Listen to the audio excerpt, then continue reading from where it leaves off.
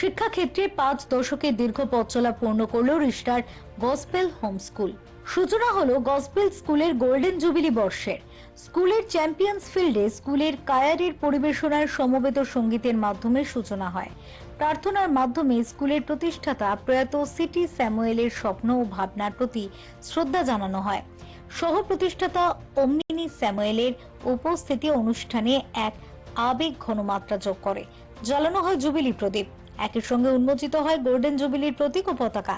প্রধান অতিথি স্বরূপ উপস্থিত ছিলেন সিআইএসসি প্রাক্তন প্রধান নির্বাহী ও সচিব গেরি আরাথন।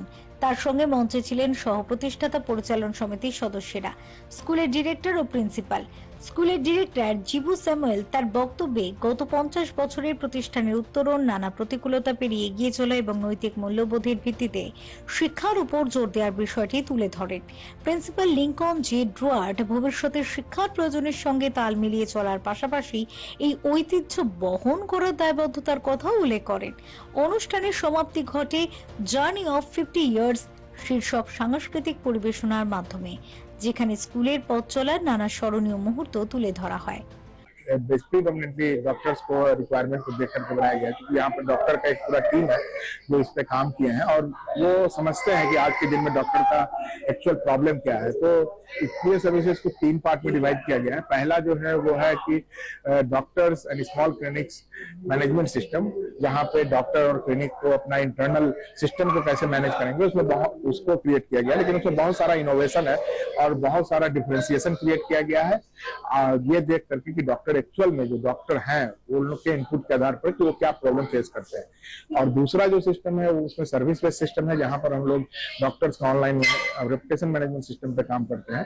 तो ये आज के दिन का बहुत बड़ा प्रॉब्लम है, क्योंकि डॉक्टर्स लोग डिजिटली इतना सेवी नहीं होते हैं, उनके पास इतना वक्त नहीं होता है कि वो टाइम निकाल कर इन सब चीजों को कर पाए। तो वो उनका एक ऑनलाइन रेपुटेशन सिस्टम कैसे क्रिएट किया जाए, इसका एक पूरा फ्रेमवर्क क्रिएट किया गया है। और वहां पे हम लोगों ने एजेंटिक एआई को एक्सटेंसिवली यूज करके डॉक्टर्स के लिए जो भी उनका रेपुटेशन मैनेजमेंट सिस्टम को क्रिएट करने के लिए जो भी चीजों की जरूरत है वो हम लोग वहाँ पे करते हैं। उसमें एक सर्विस चार्जेज है, वो डॉक्टर किस तरह की सर्विसेज देता है उसके आधार पर सिस्टम कैलकुलेट करता है। वो मंथली भी ले सकते हैं और ईयरली भी ले सकते हैं।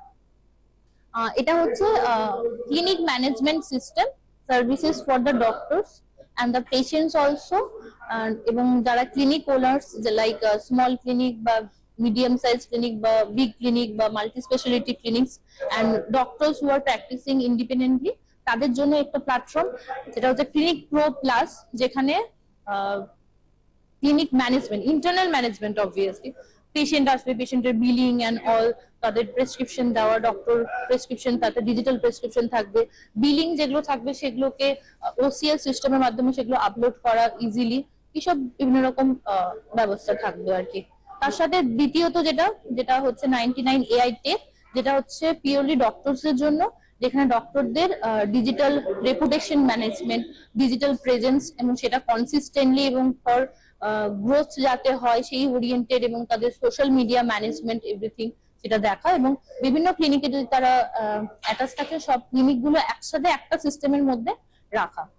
আর এটা কি বেসিক্যালি ক্লিনিক ম্যানেজমেন্ট না এখানে পেশেন্ট আসতে পারবে এইসব? ক্লিনিক ম্যানেজমেন্ট মেইনলি 70%, 30% হচ্ছে ওটার ডক্টরস এর ওয়েবসাইট, যেটাও অলসো ইম্পর্টেন্ট। তো ডক্টরদের যেটা সার্ভিসের মধ্যে 99 এয়ার টেকের মধ্যে ডক্টরস ওয়েবসাইটও সেক্ষেত্রে বানাতে পারবে, এবং সেটা অপটিমাইজেশনও সেটা এই সিস্টেমের মাধ্যমে করা হবে, মানে এআই ড্রিভেন হবে।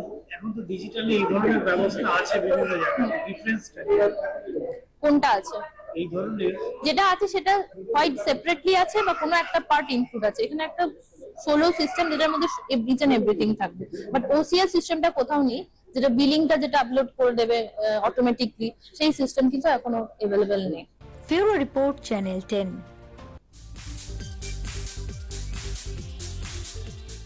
একটা সুস্থ একটা এডুকেশন দেওয়ার জন্য আমরা উঠে পড়ে লেগেছি, মানে ওইটাই দরকার এখনকার জীবনে।